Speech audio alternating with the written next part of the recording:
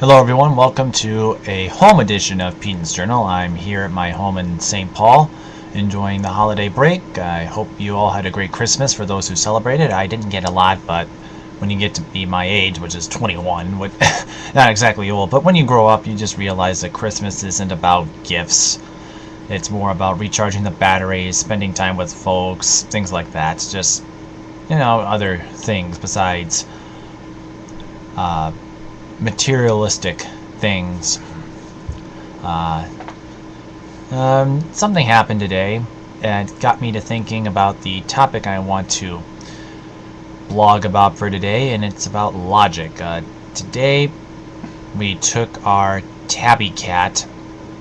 She was 18. Well, at least we had my parents had her for 18 years. I don't know if she was around longer or when her birth date was, but kidneys had shut down, and we decided to take her in today to the veterinarian to be euthanized because she just wasn't functioning like she used to. Her digestive system was deteriorating. She was peeing all over the place, puking all over the place, and my parents pushed it off. They tried to keep it going because it's natural for them to get attached to a pet because it's part of it. You have someone around for that long, it's almost like you have a part of the family, so it's hard to do, but they did it today. And that idea of being attached to something, I understand the concept, and at the same time I wonder if my train of thought is responsible for a lot of things, or for perhaps many things that are affecting my life. And this isn't just with people with autism. I know it's associated with the autism spectrum, but I have a very logical point of view. I don't have a lot of sympathy. I mean, yes, I'm sad that our cat's gone. I remember, doing things with her, but I understand that death is part of the life cycle.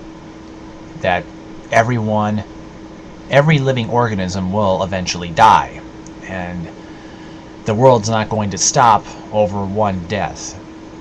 I mean, some deaths have more impact than others. When Dale Earnhardt was killed several years ago, the NASCAR world took time to remember him. When President Reagan died a few years ago, there was a big hoopla, a lot of coverage over that because he was a former president, but life continued on. They didn't stop everything over one person. And it hasn't created a point of contention with anyone in my family or other folks. You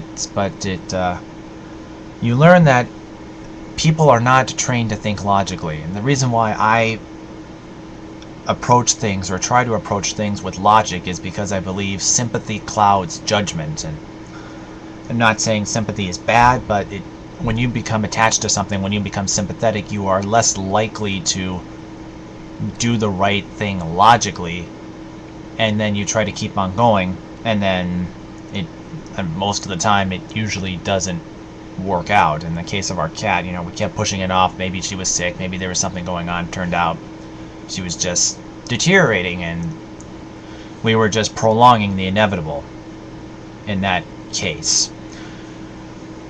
And it's not something. Well, we talked about it over the summer. It was first brought up about that she wasn't going to be around much longer, and I said, there's a time for everything. And my mom said, now's not the time to be logical. And it kind of leaves me feeling in an awkward position a lot, because I know people are sad. I know people have an attachment and they have a hard time letting go of it, but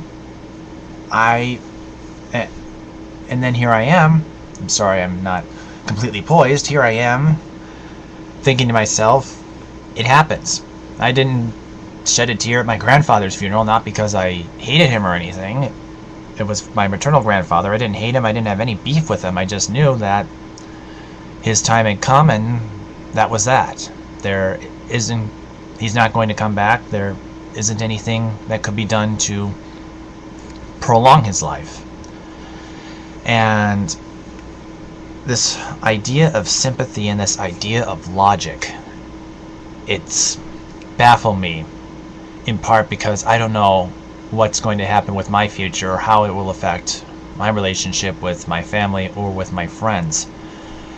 Looking at things in a very logical perspective when most other people have some sort of sympathy or empathy. And I first thought of this idea actually when I was watching House with my brother over last summer. I hadn't seen this series before, but one thing that really struck me was the title character, Gregory House, played by Hugh Laurie. He doesn't show any sympathy for his patients, and I understand it's a fictional drama, but in his case, it's often his sympathy, or his lack of sympathy, it often contributes to solving the plots, where if we were to act on our sympathetic impulses all the time, it may actually do more harm than good. And so and I thought about that, and I'm like, yeah, it kind of does. When I thought about my mother, I thought about other folks, and they become so emotionally attached to things that it might distort their perspective on what right and wrong is. Now, the reason why I think it causes a bone of contention is because I don't know if it will have any repercussions on relationships. I just don't know if they'll be willing to put up with a logical thinker. And it might be another reason as to why I haven't gone after sought a relationship, or perhaps why I've been single this whole time, is because I don't think like everybody else. I know people promote this idea of diversity and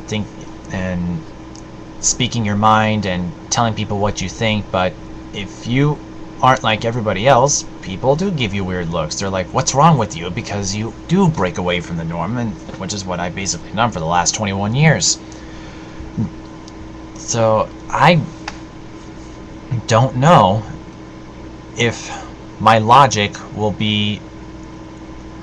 result in a lack of relationships in the future, or perhaps I'm not looking for the right crowd. I understand everyone does have a sense of logic, a sense of what they know is right and wrong, and then they have the sympathy, how they feel, or what a person's or an animal's best interests are. And that does have to be taken into consideration. But at the same time, if you become so sympathetic that your idea of what you're supposed to do, the idea of what is right and what is wrong, becomes distorted, then you could have a problem, and then the possible result is even bigger consequences than if you had gone with it beforehand and gotten it over with then before allowing it to build up. I guess that's the other reason, is if the longer you try to hold on to something, the bigger the balloon fills up, and sooner or later it's going to pop.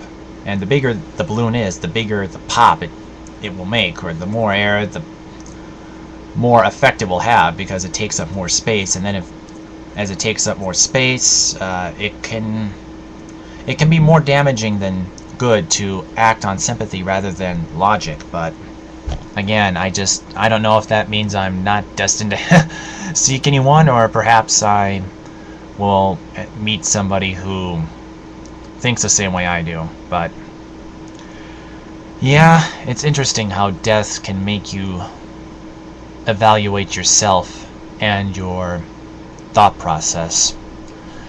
Well, I appreciate comments. Feel free to send me your thoughts on logic versus sympathy, and until next time, talk to you later.